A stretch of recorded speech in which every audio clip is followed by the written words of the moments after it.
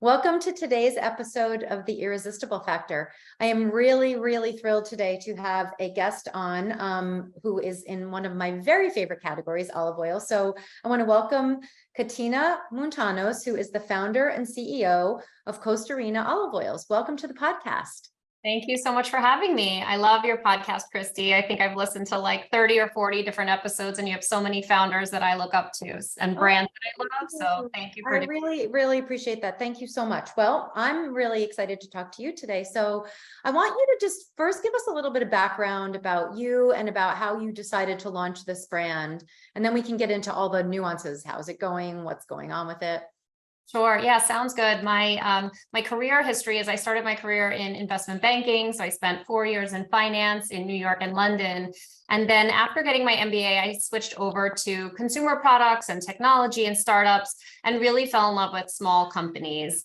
And so I spent some time at L'Oreal doing new product development in beauty. I worked at 2 startup companies, both run by a very iconic founder here in New York named Mark Laurie. He started both Quidsy, which sold to Amazon, and Jet, which sold to Walmart, and was fortunate to be an early employee of both of those companies, in addition to starting my own startup in beauty services. So this startup is sort of not my first rodeo, but definitely the one that I've been most passionate about. And so Kosterina came to be because my family comes from a small town in southern Greece. It's called Koroni, and it's in the center of olive country. And we do make olive oil on a small family farm. It's not enough to support the company, but it was the impetus for me knowing what good olive oil tasted like and realizing that what's sold here in the supermarket as quote unquote Greek extra virgin or even Italian extra virgin just tastes nothing like what my family enjoyed in southern Greece. And so, I got really excited about bringing this incredible product to the US, really from a culinary and taste standpoint first. But what really sort of put me over the edge and got me excited about launching it as a wellness brand centered around health was after taking an olive oil sommelier course, which I really just took out of like passion and interest. But there I learned just how healthy olive oil can be when it's harvested a certain way and milled properly. And so olive oil that's harvested early and sort of protected throughout the whole process as it gets from the farm to your table is very high in polyphenol content. And polyphenols are these antioxidants that have been proven to reduce the risk of all chronic disease, cancer, neurodegenerative diseases, heart disease, Alzheimer's, you name it. And it's so potent and so powerful when treated properly that having both that incredible taste that comes along with it and those health benefits really made it something that, I wanted the US consumer to know about and to trade up to. Oh, you're muted, Christy. Okay. I have a couple of questions on that topic. I love olive oil and I know enough, I think. Like I know that if you get olive oil that has olives that were made somewhere else, and then they can somehow be called Italian because it got bottled in Italy and it's not the same, but I don't know that much about what you're talking about. So how hard is it to keep the olive oil from degrading and not having the benefits that you're talking about? Is that most of the olive oil we consume not really that good for you as we might think? Yeah, there's so much to unpack there. So I know, I knew it. Yeah, definitely. Blends are often an indicator that it's a lower quality olive oil because a blend is typically a producer or a brand that's buying up olive oil from all over the world. And when they're doing that, they're really looking for a very inexpensive price. They're often getting olive oil from previous harvests. So one of the things you want to look for to get good olive oil is what's called single source, which just means that it comes from one farm. And all of our olive oils are single source at Kosterina. There are a few tips and tricks that I always like to share with people so they know whether they're buying a good olive oil or not. And so the first is what you can decipher at the supermarket shelf. So you want to look for a glass opaque bottle. So you never want to buy olive oil in plastic. Olive oil is actually corrosive to plastic and you can end up with microplastics in your olive oil. I would say that's number one. Number two, you want it to be opaque because light is actually the enemy to good olive oil. A lot of companies are also shipping olive oil throughout the summer and in summer in hot climates. And we only bring our olive oil to the US in the dead of winter when it's very cold on the ship. And we maintain temperature control all throughout the year to make sure it never gets too warm. heat can degrade the quality of that olive oil and reduce your polyphenol content or the antioxidant content. A couple other quick things that you want to look for are harvest date on the bottle. You want to look for a best before date on the bottle to make sure it's the freshest olive oil possible. And then once you have it at home, there's a couple of signals that you can get from smelling it and tasting it. So when you smell it, you should smell something fresh. You could pour it into a small glass, bring it to your nose. If you want to like shake it up a little bit first, bring it right to your nose. You should smell like green grass, green tomato, florals, any sort of vegetables. If it has like any sort of a rancid smell, which like once you compare a good olive oil to, you know, something lesser quality, you'll see what I mean. You want to look for that sort of fresh aroma. And then the last thing is once you taste it, if you taste an olive oil without food and you just take a sip of it from a glass, a good olive oil will have a slight burn at the back of your throat. Those are the polyphenols or the antioxidants that give you like a slight peppery taste. It won't be bitter or peppery on food, but you should get that slight burn at the back of your throat.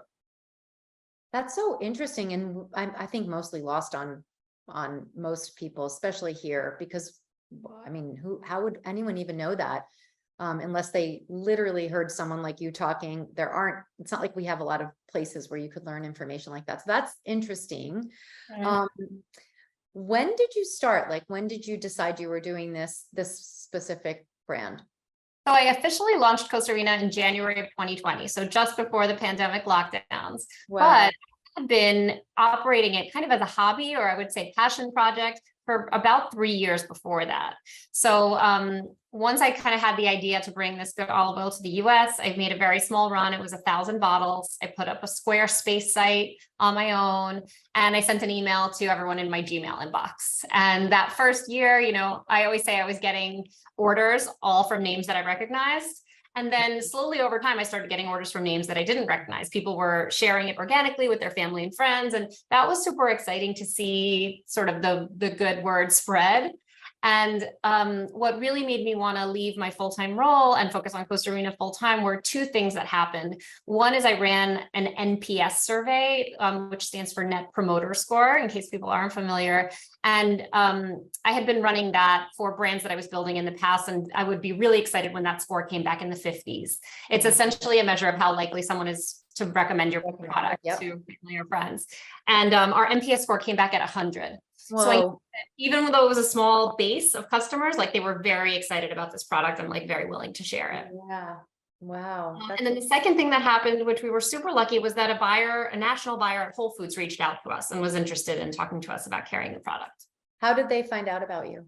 On our Instagram page, which by the way, had like only a few thousand followers, and, you know, it was just something I was doing on the side to try to build up.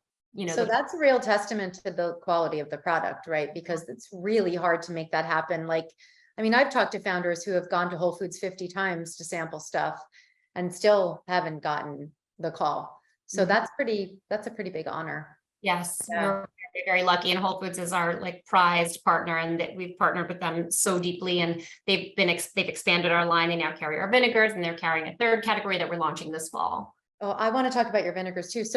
So talk about, so you started the brand and officially, let's just call it officially right before the pandemic. How did the first couple of years go for you? I mean, I know it's mixed because a lot of great things happened for brands during the pandemic because people couldn't get what they normally bought. So there was a lot of new trial happening, but also, I mean, so many challenges. So can you talk about that? Yeah, I would say in short, everything on the demand side was amazing and everything on the operations side was horrific. Yes. So we were out of stock for very long periods, like months at a time throughout the pandemic because of glass shortages and global supply chain issues that were just out of our control as a small brand. Yeah. We didn't have the funding to like hoard inventory and keep a lot of bottles on hand. And so we were trying to buy things in real time. But being a small vendor or being a small client for a lot of our vendors meant that we weren't their priority. We definitely grew on the consumer side. The interest, the reviews were always amazing. The interest was always there. We had a Today Show appearance. We sold out of literally everything we had on the site in 15 minutes. And it continued to air in the other time zones, and we literally had nothing. So yeah, it was a challenge, but you know, it was all good things. And we knew that the most important thing to us was always our product. And as long as we had an amazing product, we were happy, and we knew we would get there and sort out the operational issues. And so so now 2023, you've got several things going on. So you've got the olive oils, and how many flavors do you have and SKUs on that? We have 5 SKUs of olive oil. So we have 2 unflavored olive oils. We have our Mhm. original and our everyday. The original is what we call our finishing oil. It's ultra aromatic, ultra high in polyphenol content and flavor. And then the everyday is a little bit more mild. So it's slightly later harvest, which means the polyphenol content declines. And it's also what allows us to get the price down. So that blue bottle olive oil, the everyday is under $20, whereas the white is closer to $30. Mhm. And And do then you we have cook with 3. it?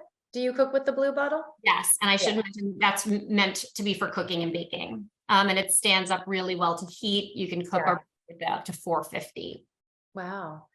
And then I see all the bottles behind you. I'm actually looking at all of them. So what's next to the white bottles? What are those? So those are our flavored olive oils. So that's what I should have mentioned. So we made 3 flavored olive oils. One is a Greek herb and lemon. The lemons are actually crushed in the malaxer at the same time as the olives, and so that flavor gets infused. And then we add Greek herbs. So we add onion, oregano, black pepper. Amazing. And then we have a garlic flavor, which is very garlicky. For people who love garlic, they're obsessed. Like when we sell out of this product, people get very, very angry. They're addicted to it. And then finally, our spicy red pepper. And that's really good for like just adding a little bit of heat to whatever you're either cooking or eating as a finishing oil. And then vinegar you mentioned, and I tried, and I at Fancy Food, and I was blown away. I was so pleasantly surprised. That's awesome. Talk a little bit about that, because that's what I think that's a real differentiator, like incredible vinegars. Yeah, I love to hear it. And so, yes, our vinegars are all from the Mediterranean. They're sourced from Greece and Italy. And of course, they pair very well with all our olive oils. And we think of them as the perfect complement to whatever you're putting your olive oil on, either while you're cooking or finishing a salad or, a protein dish. So we have 3 balsamics. Our balsamics are authentic balsamics from Modena, Italy. We have an original, a fig flavored. Figs are very native to southern Greece, where I'm from and where the olive oil comes from. We actually have fig trees on our property. And then finally, we have a really unique product in what we call the dark chocolate balsamic. Oh, right. Did you try that one? I did. It was Awesome. amazing. Yeah, it's just this very sophisticated flavor. It's almost like chocolate syrup, but more complex. And we recommend it on things like Greek yogurt or vanilla ice cream. A lot of people also use it as a marinade. Yeah. Wow. And then I would say some of our more unique products are newer, and they are called our crushed fruit vinegars. And so also, as I've been working on Kosterina, I've noticed that there are some people that are just really into vinegar, like I call them the acid people. Yes. And acid, as you probably know, will amplify the flavor of whatever you're putting it on or whatever you're cooking in it. And so these crushed fruit vinegars are white balsamic vinegar from Greece, white balsamic grape must from Italy, and just fresh fruit. There's no added sugar, but as you probably gathered when you tasted it, there's like this burst of sweetness, but it's met with the tanginess of the vinegar. And they're amazing salad dressings, but they're also great as cocktails or mocktails. So you can literally just pour it in some seltzer. And, the crushed fruit vinegars really came about as I was watching the trend of people drinking apple cider vinegar to regulate their blood sugar. So again, coming back to health benefits, have you heard of people doing that? I mean, I've done it. Yes. And also, wait, you're saying put it in with seltzer? Yep. Wow. Yep. That's amazing. I would have never, ever thought of that ever. Yeah. And that's part of our challenge too, like trying to educate people on all the different use cases, because it is so new. But it tastes amazing in seltzer. It's also a great cocktail mixer. So we have a tangerine flavored crushed fruit vinegar, and my go-to is Casamigos, seltzer, and the tangerine vinegar. And it's just perfection. It's like the perfect summer cocktail with a sprig of mint. And it's any party that I bring it to, people are obsessed. That's incredible. Talk a little bit about, I mean, we talked briefly about this, but innovation, like you've done a lot of innovating in a relatively short period of time since you launched the brand. Talk about why. And there's a school of thought that says don't until you like do one thing and go really deep and then innovate, but you're innovating a lot. So talk about that a little bit. Yes. So we've definitely heard from countless experts that we should just have our olive oil SKUs and just grow olive oil and not worry about anything else. And that's really like the best business path to growth. And I hear that and I agree with it in some ways, but the honest truth is just that's not the brand that I wanted to build. And I never wanted to just be an olive oil brand. I truly wanted to be a lifestyle brand centered around the Mediterranean lifestyle. And so just to back up for a second, the place I came to this place for Kosterina from observing my friends and family back in Greece who are, staying out late, eating good food, drinking wine every night, having cocktails and like dancing on the table. And then cut to family and friends here in the US who are constantly dieting, working out at CrossFit. Oh, I'm on keto, I'm intermittent fasting. And yet everyone in the Mediterranean, ends up healthier and happier than we are. And so Yes. what can we learn from that lifestyle? Yeah. I didn't think we could be that with just the olive oil, and felt that I really wanted to build a well-rounded line. I think it's much harder to be a lifestyle brand later if you just start with olive oil, because then they're like, wait, that's an olive oil brand. But if we were a lifestyle brand from the start, yeah, what we wanted to be, that's the goal and the intent for the brand. And how do you feel like that's gone for you? Like, has it been a diversion? Have you gotten good traction? I know you're getting good feedback. I mean, your products are incredible. So that part, but there are a lot of brands that could launch good products and it's still really challenging. So how has it been for you to do that kind of innovation? Yeah, I think there's tons of operational complexity. And as I was sharing with you before the call, I always say to my team, if we succeed, it will be because of operational excellence. And we have to be, on top of everything that we're doing from an operational perspective. I think the response from both the consumer and the retailers have been very, very positive to us as a lifestyle brand, and really bringing everything together under this Mediterranean umbrella. And, I think that there's opportunities. Each category brings the opportunity to introduce a customer or a buyer or retailer to the other categories. But we really do think of it as a hub and spokes with olive oil at the center, and all the other categories get introduced after people have come in through our olive oil. If they happen to find us through another category, we always bring them back to our olive oil. That's so interesting. And I know that you're just about to, or you just have launched something that I think is really, really cool and innovative and fascinating. And can you talk about the skincare? Yes. So Kosterina skincare exists because olive oil has been used on skin and hair in the Mediterranean for thousands of years. I always say we actually baptize our babies in olive oil in Greek culture. It was used in the Olympic Games. As a Greek kid, if something is wrong with your skin, your mom tells you to go put olive oil on it. I've been there many times. And it really does heal. It has been used for medicinal purposes for thousands of years by doctors in ancient Greece. And so we launched our skincare line as really an skincare line is the best way for me to put it. And, coming from the beauty industry, I spent many years in the beauty industry before launching Kosterina. I've tried every fancy cream, and did I ever see a difference in my skin? The honest answer is no. My belief is we just need clean ingredients that are not going to be detrimental to our health and beauty, that we just need to keep our skin hydrated and protect it from, outside stressors.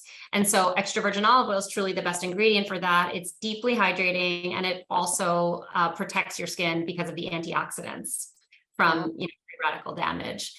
And so, we have a hydrating face oil. We have a balm, which is an oil balm for lips and face. We have a face cream that's all been formulated emulsifier free. In addition to being, ultra clean, we use the Credo definition of clean in formulating. And then, as you noticed from our most recent launch, we just launched a body oil, all made with extra virgin olive oil for the hydration and antioxidant benefits. I think that's so cool. And I think, when you think about wellness, which is a messy term right now, isn't it? Because so many people are talking about wellness and they have products that are clearly not that. I think it's interesting that you have expanded beyond food wellness, which I love it, because it's true. That's how olive oil's been used, just not here. And there is so much complexity, and you could spend, I've done it and I agree with you. I cannot tell the difference between oil of Olay and something that I spent 5 times the amount of money on. And I don't know if any of it's doing anything, except for that my skin isn't flaking off. So that's good. But other than that, I don't think we know so much whether things really work or not. And so it's cool to think about how that has been used for so long in other places, and try to get people here to understand that. Yeah, and I think the conscious consumer, as they're called, is realizing that health and beauty really does come from the inside and the outside. Yeah. It is a lot about what you eat, what's you wear it on your face. And so in many cases, what people are putting on their skin with all these active ingredients or harsh chemicals, they're actually damaging their beauty and Right. health. And Right. so we want it to be all additive. And like my personal experience with this is throughout my 20s, I suffered with acne, and I probably went to every dermatologist in New York City. I was on steroids, topical steroids. I was on antibiotic for literally 5 years, which now I'm like, oh my God, why did I do that? And the answer for me was dairy. I stopped having a latte every day and my skin was magically clear. Wow. And I was just like, wow, it's so much more about what we're putting in our body than on our skin. Yeah. So how's the skincare line doing? And is that also leading people back to the olive oil, like the main brand? Yeah. So our skincare line is about 10% of our sales. Yeah, that's impressive.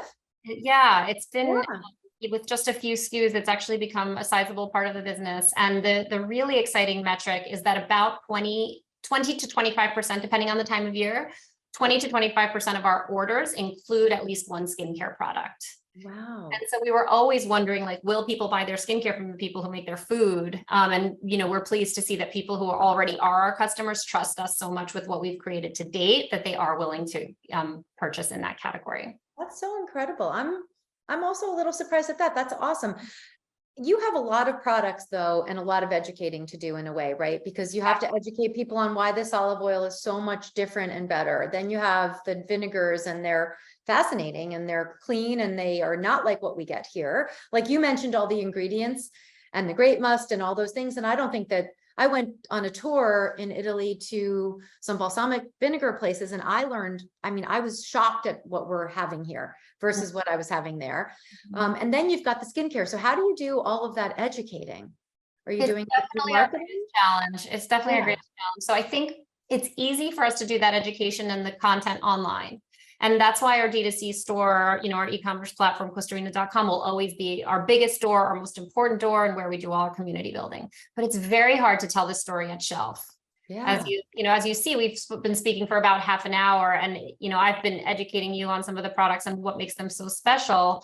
And that's when people get like really intrigued and really excited about it. But it does take that explanation. So, that's what we're constantly working on. And if people have answers out there, I'm all ears.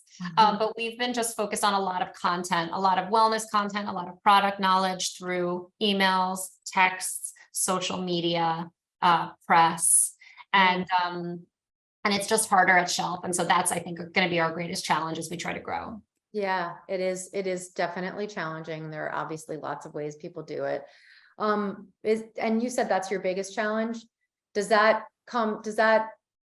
affect how you market? Does that affect how you go to get distribution, how you go to retail? Yeah, I think it's at once our biggest challenge and opportunity. And, we also have this minimalist aesthetic, which means I can't fill up that bottle. I know. I was thinking that you have that real estate on your package, but it would really change the way the brand feels if you were to try to tell your whole story there. Exactly. So yeah, so I think we're really just relying on the digital channels to do that storytelling. We do sell on HSN, the Home Shopping Network, which we love because it's a 10-minute opportunity to share the brand story and what makes the product so special.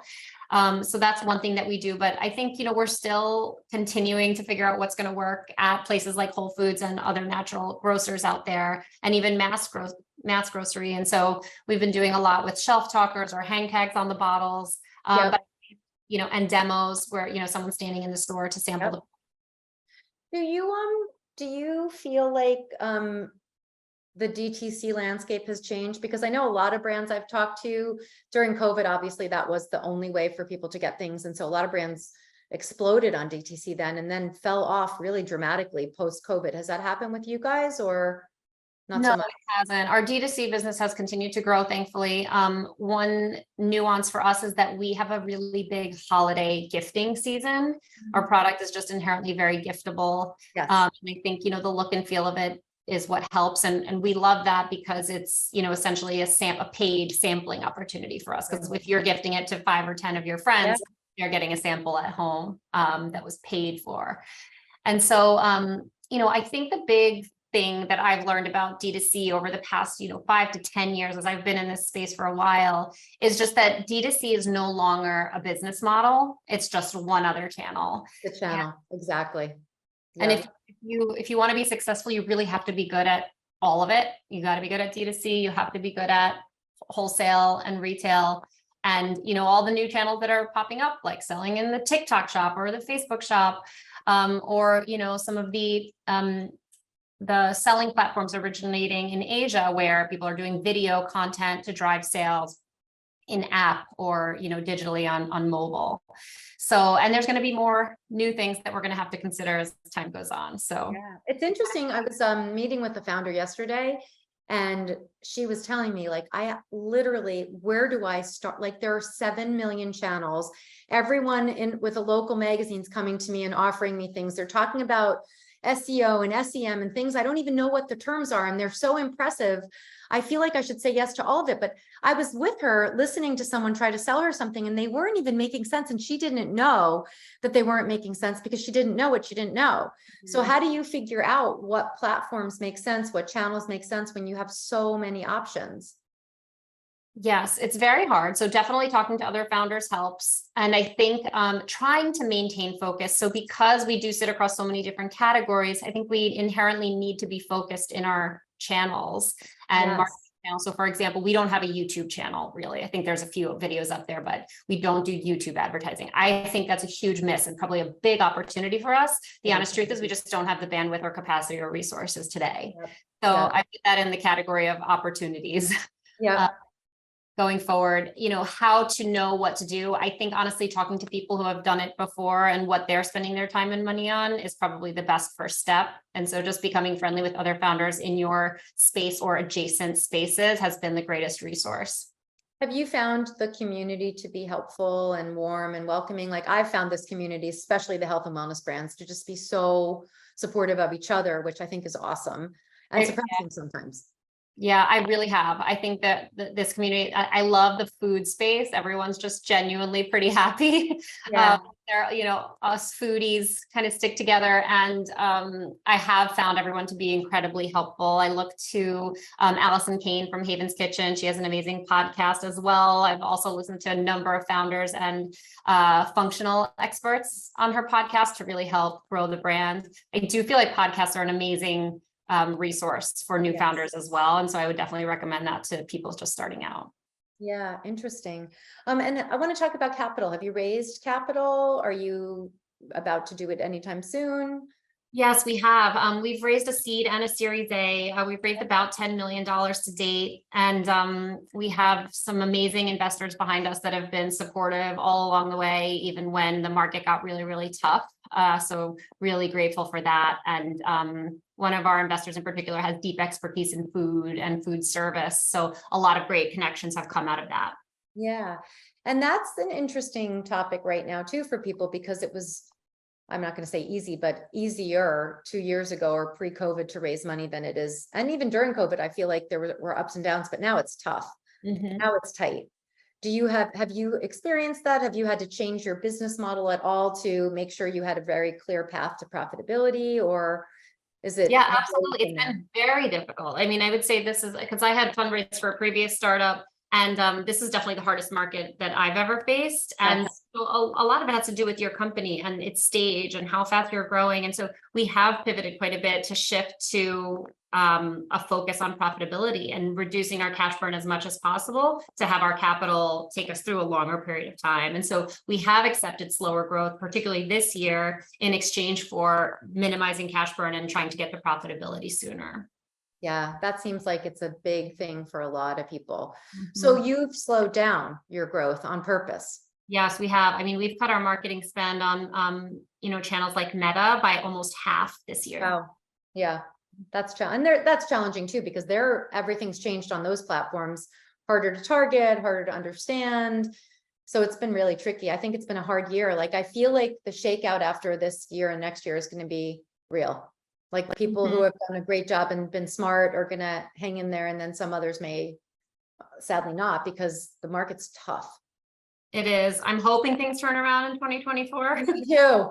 Really hoping for that. So, that we can accelerate growth. Yeah.